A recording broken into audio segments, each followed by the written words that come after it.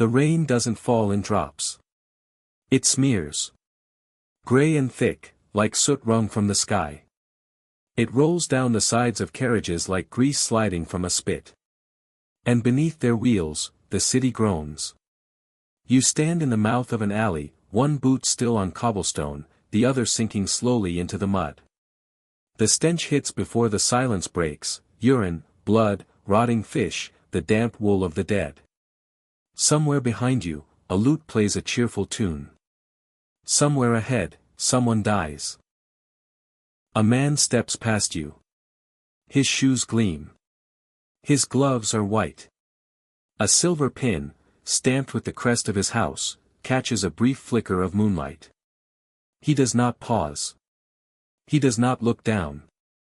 He steps cleanly over the body of a girl curled against the bricks. Her shift is torn, soaked with something darker than rain. One hand is stretched out, not pleading, not reaching. Just, left. Forgotten. She cannot be more than 13. And when you look at her face, you realize she isn't dead. Not yet. Her eyes flutter, not with hope, but with something worse. Recognition. This has happened before. The alley leads nowhere, but its silence says everything. The city doesn't scream here, it sighs. Low and heavy. Like it's used to watching itself rot. You hear the sound now, the faint slam of a door further down, the scratch of nails on wood, the muffled laugh of a man behind a shuttered window. Across the alley, a lantern swings on its hook outside a boarded house. Painted over in red. A brothel, though no one calls it that. Not here. Not where the girls are sold, not bought. Not where the plague sends parents into desperation and pimps into profit. The house is less than a mile from Westminster. That girl, the one dying at your feet. She came from the edge of the kingdom, ripped from a village blistered with fever. Promised work in a cook's kitchen. Delivered instead into velvet-draped slaughter. And still, the court sings of virtue. Queen Elizabeth sits beneath a painted ceiling, pearls threaded through hair the color of fire. Her handmaids call her Gloriana. Her poets call her divine. They say she is married to England. But England, tonight, is married to something else. You've heard it called the Golden Age. You've read about it in books, how she ruled with brilliance, how she saved the realm. But no one told you what bled beneath the throne. No one told you what London smelled like when the sun went down. They didn't tell you that the Queen's virgin court floated above a pit of velvet and bone. You are not supposed to see this. But now that you have. You know this story isn't in textbooks, but it should be. If you walk away without subscribing, just admit in the comments, you'd rather history stay buried. The image is flawless. A woman crowned not by husband nor child, but by myth itself. Elizabeth Regina, Gloriana, the Virgin Queen. Her face powdered in white lead, her eyes rimmed with kohl, her lips painted in crushed vermilion. A living icon of chastity, manufactured inch by inch, lie by lie. She walks through palaces that echo like cathedrals. Portraits line the walls, none real. None honest. In each, she is ageless. Sexless. Untouchable. Her virginity becomes a shield, a sword, a crown. A state religion of its own. You see her on the balcony, waving to the crowd below. They cheer as though in the presence of a saint. But you, still standing in that alley, the girl's blood soaking into your boots, you know what's beneath the marble. You know it was never purity that held the empire together. It was performance. And sacrifice. They needed a goddess, not a woman. And so they turned every other woman into a warning. At court, noble ladies were groomed like pets. Their chastity monitored like coin in a ledger. A stain on a bedsheet could end a bloodline. But outside, where the torches don't burn so bright, the rules were different. Out there, purity wasn't protected. It was devoured. London pulsed with contradictions. A city draped in scripture, yet soaked in sin. On the same street where sermons were shouted, girls were sold by the hour. And always, behind velvet curtains, someone watched. A bishop. A nobleman. A foreign ambassador. Even the Queen's own spies knew where the bodies were buried, because sometimes, they helped put them there. The mask of virginity worn by Elizabeth wasn't just hers. It was placed on the face of England. A veil. A fiction. A carefully staged purity that demanded blood to keep its silk clean. The lower-born girls, they were the bleach. Scrubbed through the machinery of empire. Used, silenced, disappeared. They bore the weight of a nation's denial, turned into offerings to preserve the illusion of holiness. And the irony cut deeper than any knife. Because while Elizabeth fashioned herself as a chaste monarch rising above the fray of lust and betrayal, the very throne she sat on was built atop centuries of concubines, mistresses, and forced marriages. Her mother, Anne Boleyn, had bled in a tower for being too sexual. Elizabeth would survive by pretending she had no body at all. But England had a body. And it was starving. The courtiers wrapped themselves in lace and rhetoric, quoting scripture while drinking laudanum beside child prostitutes. Bards wrote sonnets for the Queen by day, and whispered filthy ballads in brothels by night. This was the paradox of Tudor virtue, a society obsessed with chastity, while its elite gorged themselves on flesh. A virgin queen, with a kingdom that bled girls dry to uphold the lie. If this sickening symmetry makes your stomach turn. If you feel the weight of all that was hidden behind history's clean pages, then subscribe to Tale of History. And if you won't, at least tell the world in the comments, why does the truth still make you look away? Follow the smoke. Not the smoke from hearths or bakeries, but the kind that leaks from behind closed shutters. Sweetened with lavender oil, disguised with sandalwood and rotgut gin. Follow it across the Thames, where the streets narrow and the cobblestones crack like teeth worn down by too many mouths. That's where you'll find it. Shadow London. It begins just past the water, in the southern quarter. Southwark. Officially outside the City of London's moral jurisdiction, unofficially the Queen's unspoken dumping ground. Here, the rules become softer. And in their place, appetite. A narrow footbridge leads you to Bankside, where the red light lanterns don't flicker. They burn. Even in daylight, the windows are shuttered. Not to keep light out, but to keep sin in. Street names vanish from maps. But locals know them by feel: Clink Street, Maiden Lane, Deadman's Alley. Places that don't echo sermons, only footsteps and coin. Brothels here wore many faces. Some bore the name of stews, pretending to offer only hot baths and herbal tonics. Others dropped the pretense altogether: bawdy houses, they were called. Houses that spoke in size and coin. Some were nothing more than filthy cellars beneath alehouses. Some were carved from abandoned chapels, the altars now beds. And some floated. Yes. Floating brothels. Moored along the river, reeking with damp linen and perfume. Wooden barges turned into dens of paid pleasure, drifting like ghosts on the black water. No city law could reach them, no constable dared to board them. And if a girl vanished inside, the river took the blame. At night, the line between performance and flesh blurred beyond recognition. The Globe Theatre stood less than a 5-minute walk from some of the filthiest brothels in Southwark. There, actors and prostitutes shared walls, makeup, and often, clients. A man could watch a tragedy unfold under candlelight, tears streaming down painted cheeks, then walk outside, turn left, and purchase a tragedy of his own. And yet, no torches came. No arrests. No royal proclamations. Why? Because the people who frequented these dens were not peasants. They were lords. Scribes. Even members of Elizabeth's own circle. The Queen's moral campaigns reached the pamphlets, never the gutters. Justice stood frozen while the river did her dirty work. The Bishop of Winchester, a man sworn to uphold virtue, owned large swaths of bankside property, and he rented them to brothel keepers for a fee. The girls called them Winchester geese. They were not caged, not protected. They were bled and discarded.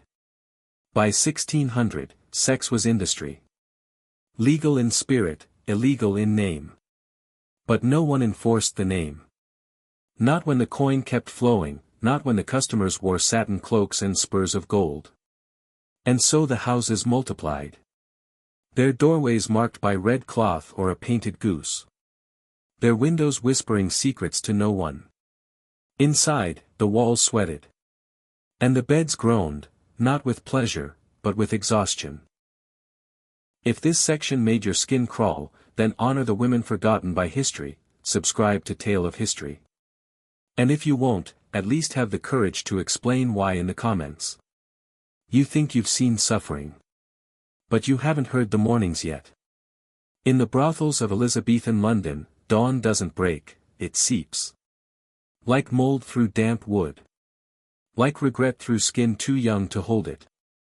The girls wake not to sunlight, but to slaps. To cold water dumped from a rusted bowl. To the rough hands of a madam reminding them that their body is not their own. They are not women here. They are product. Some are just 12. Some can't remember their age. Most forget their names before the week is out. Their mornings begin with the same routine: scrape the blood from the floorboards. Repowder the bruises. Swallow the tonic, wine laced with opium, strong enough to make them pliant, weak enough to keep them conscious. No one pays for a corpse. At least, not until it's warm. By afternoon, the worst ones arrive. Sailors. Soldiers. Nobles who demand, quiet ones, or fighters, depending on the taste of the hour. Some request costumes, a nun's veil, a boy's breeches, a morning dress. Sometimes they don't request at all. They just take. Girls who disobey, who cry, who bite, who bleed too loudly, are not punished with beatings. They are locked in wooden cages. Narrow as coffins, short as dogs. Placed beneath the stairs, beside the coal stores, or suspended in attic rafters. There, they learn silence. There, they learn to forget what dignity ever felt like. And when disease comes, when the welts turn black and the coughing won't stop, the girls aren't sent to the apothecary. They are dragged. To the edge of the burrow, or downriver if there's time. Tied with rope. Weighted with stones. Dropped where the Thames swallows everything that no longer turns a profit. The official record reads, plague casualty. But plague didn't kill her. The price of purity did. Not all brothels were rat-infested cages. Some wore masks, just like the Queen. There were houses built not for the poor but for the aristocracy. And behind their silk curtains lived a different class of girl, trained not only in sex, but in wit. In dance. In music. These were the entertainers, listed under the wardrobe of revels, a crown office meant to outfit pageants and masks. But behind closed doors, the wardrobe stitched more than costumes. It dressed girls for lords. Painted their lips for visiting ambassadors. Taught them which wine softened a bishop, which song stilled a murderer's hand. They were called the crown's companions. Not officially. Never officially. But enough gold passed hands to prove the label real. We know this not from records alone, but from voices that refuse to die. In 1591, a letter was recovered from a chimney wall in Bankside, scrawled in coal across linen cloth. It was unsigned. But it read, "They feed us honeyed wine and whisper the Queen watches from afar. I think she does. I think she sees and does nothing. My mother said the sea takes what the Queen cannot admit. I think I shall see the sea soon. Others left verses, sung low in taverns, passed as lullabies. She danced for kings, she danced for rats, she danced, till coin, then danced for scraps. Her name? Forgotten. Her hair? Still red. They paid to touch her, then called her dead. You read these things in silence. And wonder how many more voices were never written down. How many were buried before they learned to spell their own names. If your heart still beats after hearing this, if your stomach hasn't turned to stone, then do not let this story vanish into the dirt. Subscribe to Tale of History. And if you choose not to, then speak your truth in the comments. Why must they be forgotten twice? The bells toll softly at first, gentle, like a prayer whispered through fog. You hear them before you see the procession. And when it turns the corner, it's not holiness that fills the street. It's shame. 2 by 2, they come. Not clergy. Not nobles. Women. Barefoot. Bound. Their shifts torn, their hair unpinned and matted with sweat and mud. Around their necks, iron collars rubbed their skin raw. Chained like livestock, they were paraded past churches and markets, past mothers and magistrates, past children taught to spit before they could read. This was the carting ceremony. A ritual designed not for justice, but for spectacle. A theater of punishment staged for God, but directed by men. They called it moral cleansing. But it was not soap they used, it was shame. And it stained deeper than filth. The women were whipped as they walked. Not by guards. But by strangers. Pious hands holding rods, rosaries swinging from wrists that struck with holy conviction. Some threw rotten vegetables. Others threw stones. And at the end of the parade, the women were dumped outside the city gates. Or tossed back into the very brothels they'd been dragged from, until the next round of piety demanded another performance. Because that's what it was. Performance. The church called these women fallen. But it never asked who pushed them. Behind the pulpits, sermons thundered against sin. But behind the cloisters, silence. Because inside those same churches, behind those very walls, tithes were collected from bawdy house taxes. Payments were laundered in confessions and penance. And priests, some barely older than the girls they condemned, became regulars in brothel parlors they damned from the pulpit. They came cloaked, veiled, anonymous. But the girls knew. They always knew. And once a year, when Lent came and the air thickened with guilt, the city cleansed itself. The stews were raided, formally, loudly. Beds were overturned. Lanterns smashed. Candles snuffed out by gloved hands eager to be seen doing righteousness. Brothels were burned, their ashes scattered as if sin itself could be reduced to smoke. But no one arrested the landlords. No one touched the aristocrats who funded them.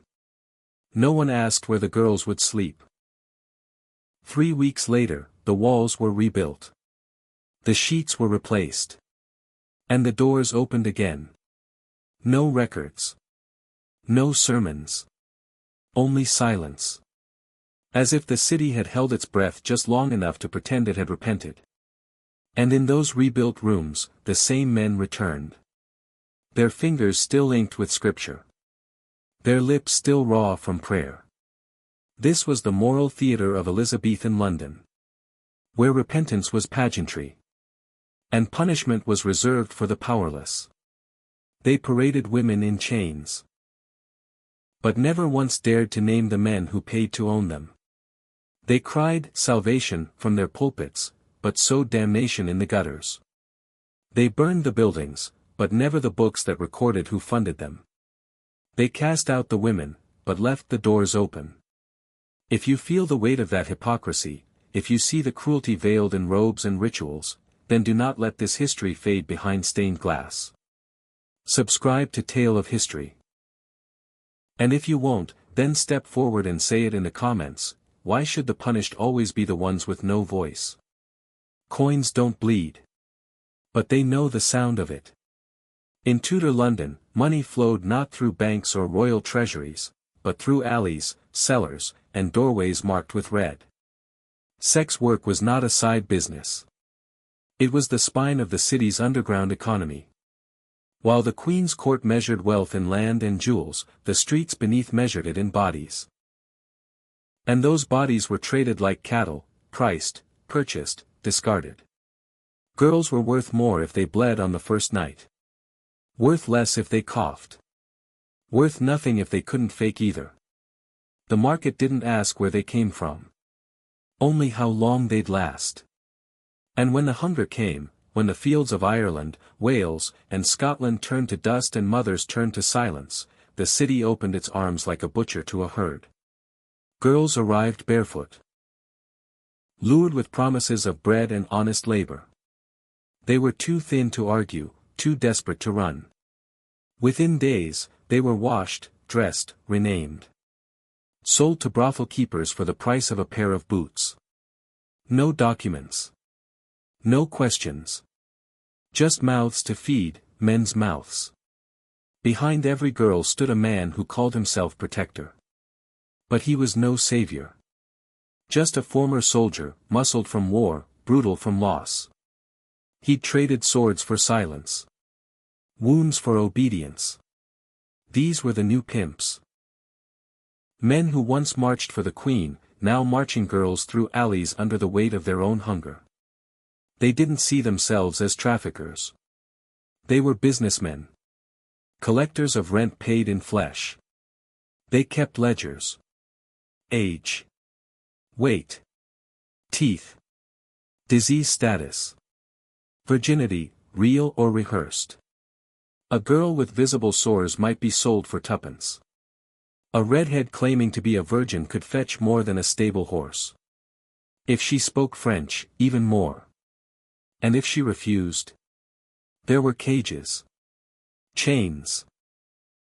Or worse, dockside work. Because brothels didn't just line the streets. They bled out toward the sea. Near the Thames, just past the wharves, entire shanty towns sprang up to service navy crews preparing for voyage. A ship wouldn't sail without its captain's pockets emptied first, and that meant filling the bellies of his men with ale, bread, and someone's daughter. Brothel keepers struck quiet deals with the navy. A percentage of wages exchanged for girls, rest stations, near loading docks, unspoken rules about bruises and death. No one asked where the girls went after. Most never made it back to the city. Some were taken on board. Others were found floating near the rocks days later. The tide took what the record books wouldn't. This was not survival. It was economy. A supply chain of sorrow.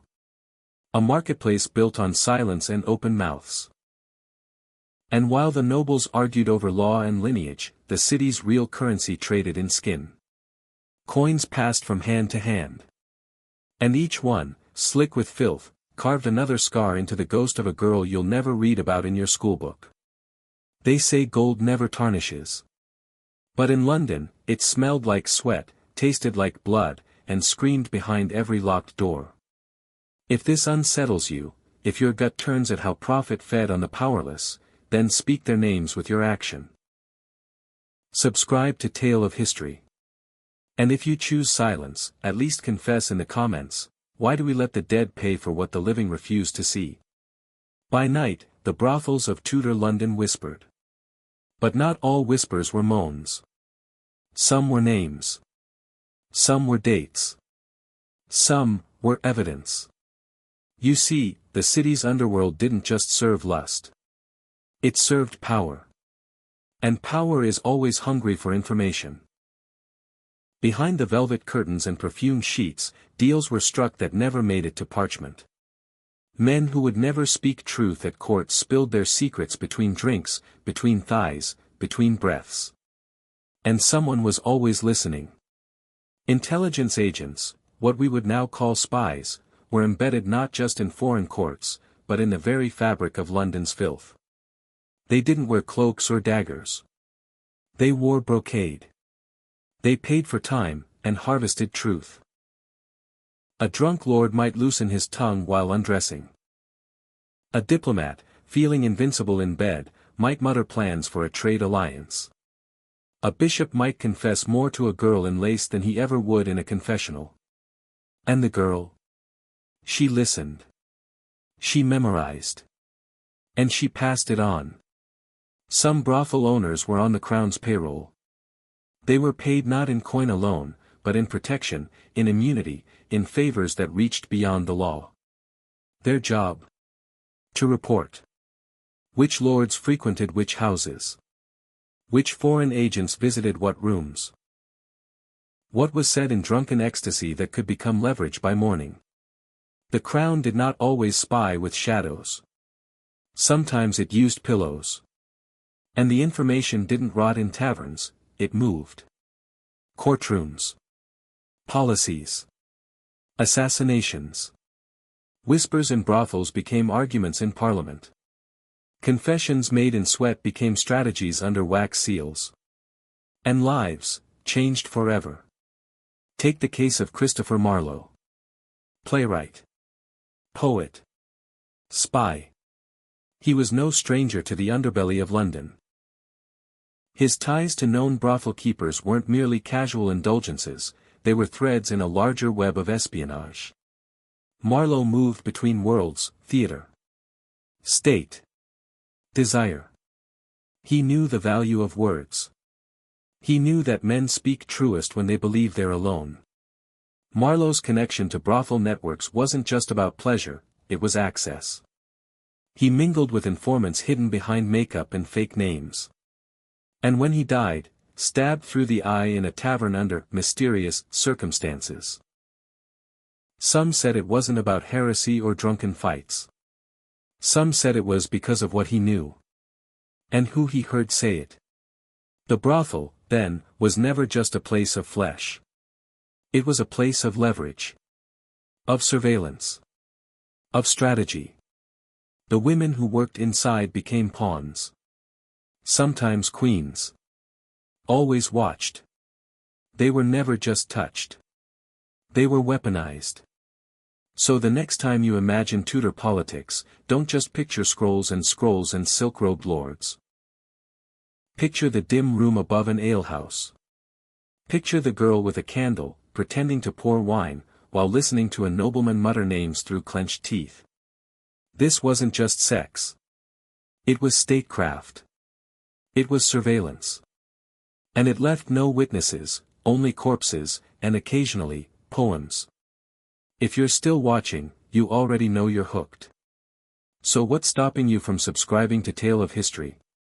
Go ahead. We're listening in the comments. Some girls don't get stories. They don't get endings. They don't get names. They vanish. Not with ceremony, not with grief. But with the sound of a door slamming shut in the early hours, and the silence that follows. The kind of silence no one dares to break. They vanish from ledgers. From payrolls. From back rooms where their voices once echoed, faint and tired. One night, they are there. The next, their bed is empty. Stripped. Scrubbed. Reassigned. No one asks. No one stops the work. The brothel machine keeps moving. Where do they go? Some are dumped into the Thames, weighted with stones, their bodies folding silently into black water. Their faces eaten by current, their hands bloated with secrets. No crosses. No coffins. Just the hum of the river swallowing what the world didn't want to explain. Others are buried in plague pits, their cause of death falsely stamped by trembling parish hands. Fever, they write. Contagion. As if grief itself were contagious. As if forgetting were safer than knowing. Some are sold, still warm, to medical schools. Cut open for students. Splayed beneath candlelight. Their ribs counted. Their wombs examined. As if truth could be extracted with a scalpel. No one cared who they were in life. They only wanted to learn from their death.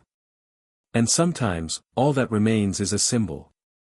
A broken comb caught between bricks where the tide retreats. A corset, waterlogged and torn, clinging to the reeds like it's still being worn. A strand of hair on a rusted hinge. Or a scrap of cloth wedged beneath a cellar door. The girls themselves are gone. But the city remembers in pieces. Tanners speak of odd smells pulled from beneath the docks. Children find bones in gardens where brothels once stood. And every now and then, a historian opens a chest in an attic and finds something they weren't meant to read, a girl's name written beside the word disposed. They weren't registered. They weren't mourned. They weren't even counted. But they existed. Tens of thousands of them. Historians now believe the numbers were staggering. That for every woman named in a court file or tax record, 10 more were lost. Not lost like misfiled papers. Lost like unmarked graves. Like smoke in wind. Like secrets no one wanted written down. The great shame of the Elizabethan brothel system is not just in how many were used, it's in how many were erased. No headstones. No memorials. Only shadows that stretch through time, lingering in places no one wants to visit. They were not just victims. They were evidence. Evidence that power feeds on silence, and that history only remembers what it's told to. If your heart stirs for even one of them, for one girl who was dragged from a room and never returned, then say her name with your action. Subscribe to Tale of History. And if you won't, say it loud in the comments, why should the vanished remain invisible? She never walked the alleyways. Never smelled the filth, or stepped over bodies bloated with rain and ruin. She ruled from high windows, cloaked in pearls and prophecy. And yet, the blood on London's stones pooled beneath her reign. Queen Elizabeth I, the Virgin Queen, the woman who refused marriage, who carved her authority from the absence of men, stood as a symbol of strength. But even symbols cast shadows. She inherited a kingdom bleeding from religious war, poverty, and famine. And to stabilize it, she chose control. Over land. Over the press. Over speech. And over bodies. In her quest to become untouchable, Elizabeth constructed a state where every woman's worth was measured against her own chastity. But virtue, in this system, wasn't given. It was taken. Stripped. Sold. While Elizabeth preached purity, her laws tightened around the poor like a noose. The Vagabond's Acts criminalized homelessness. The Poor Laws turned desperation into criminality. And for women without dowry, without family, without silence, there were only two paths, servitude or the streets. And when the streets overflowed, the brothels opened wide. Did she know? That's the question historians still whisper behind dust-covered archives. Did she know where the girls were taken? Did she know the taxes collected from brothel districts? The clergy who paid in coin while damning with tongues? The courtiers who spoke her name with one mouth and spat on girls with the other? Did she know? Or did she look away? They say Elizabeth was brilliant. That she spoke 6 languages, played politics like chess, outmaneuvered kings. But a woman so sharp could not have missed the screams rising from the city beneath her feet. Perhaps she told herself it was necessary. That empires are not built without blood. That her court needed secrecy, that her spies needed access, that her image needed contrast. After all, what makes a virgin shine brighter than a kingdom soaked in sin? And so the system lived. Long after she died. Laws carved under Tudor reign outlived the dynasty. They shaped centuries of moral codes, of legal double standards, of gendered punishment. Even now, the remnants are still breathing. We see it in the modern brothels dressed up as freedom. In industries that sell empowerment while trapping women in contracts, in silence, in dependency. In screens that glow with glamour and shadows stitched beneath every filter. In headlines that ask what she wore, not what he did. The faces have changed. The rooms are cleaner. But the structure? Still there. And at the top of it once stood a queen. One who called herself mother to her nation, but let her daughters bleed beneath the floors of her palaces. This is her legacy. Not just the empire she held together, but the lives it devoured. And the silence she let grow fat and sacred. If you watched this far, you owe them a voice. Subscribe to Tale of History. Or confess in the comments why you won't. Her name was Agnes Mead. She never stood in a throne room. Never wore silk. Never sat beneath painted ceilings or dined from golden plates. She wore what was given to her. What was taken from others. And she died in a room with no windows, chained to a beam, 2 days after a nobleman refused to pay. She was 14. No death record. No grave. Just a line scratched into a madam's ledger, disposed. But she is not alone. Marjorie Bell Alice Gray Joan Withers Ellen Finch Isolde Tomlin Mary Dorn Annie's Lee names once whispered. Now barely echoes. Some real. Some borrowed from forgotten registers. All of them, disappeared. They weren't remembered with statues. No ballads sung their pain. But they kept the system running. They fed it. Bled for it. And were discarded the moment the curtain fell. They never had titles. Never wore crowns. But they bled for one. Subscribe to Tale of History. Or step into the silence with them. And in the comments, explain why you choose not to speak.